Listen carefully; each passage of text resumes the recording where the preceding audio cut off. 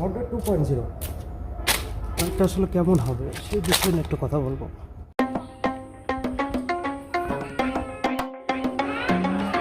হুম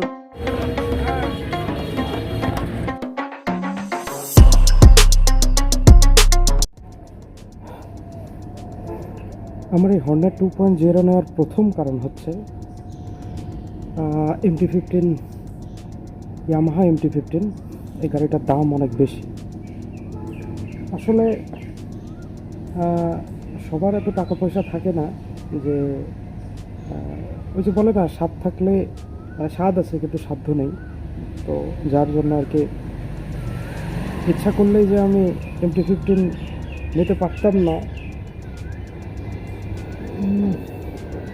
বিষয়টা আসলে এরকম না।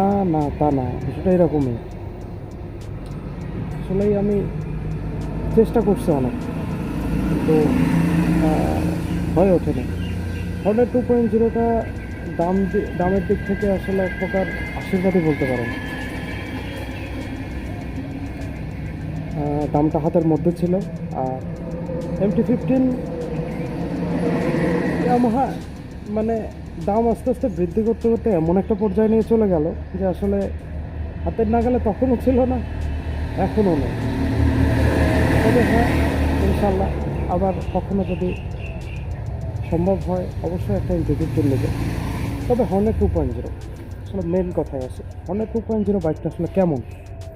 এই দামে আমার মনে হয় না যে আর কোনো অপশন আছে।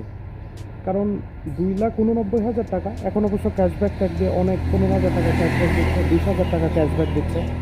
তো সব কিছু মিলায় এখন কিন্তু হন্ডা 2.0 ভালো একটা ডিল দাম অনুযায়ী।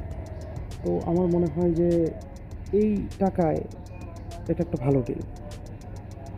আপনার হন্ডা 2.0 নিলে আমার মনে হয় না পিছনের যে সকাপ ওইটা ব্যতীত আর কোনো কিছুতে নিরাশ হবেন।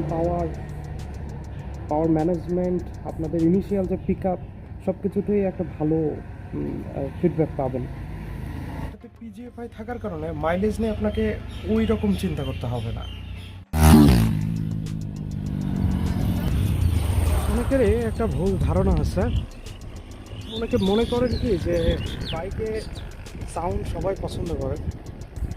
আসলে আপনি যখন অনেক দূরে কোথাও যাবেন আর কি, তখন একটা পর্যায়ে গিয়ে আপনাকে এই সাউন্ডগুলো না অনেক প্যারা দেবে। সাউন্ড সবাই পছন্দ করে না, যেটা হর্নেট 2.0-তে শান্তিভাবে রাইড করা যায় আর কি। আপনি অনেক দূরে দূরান্তে যাবেন, বাইকে কোনো সাউন্ড নেই, আপনার মাথায় কোনো প্যারা দেবে না। এটা না হর্নেট 2.0 একটা প্লাস পয়েন্ট। অনেকে নেগেটিভ পয়েন্ট হিসেবে ধরেন, যাদের আসলে বেশ দরকার, আসলে হন্ডা 2.0 নেওয়ার দরকার নেই।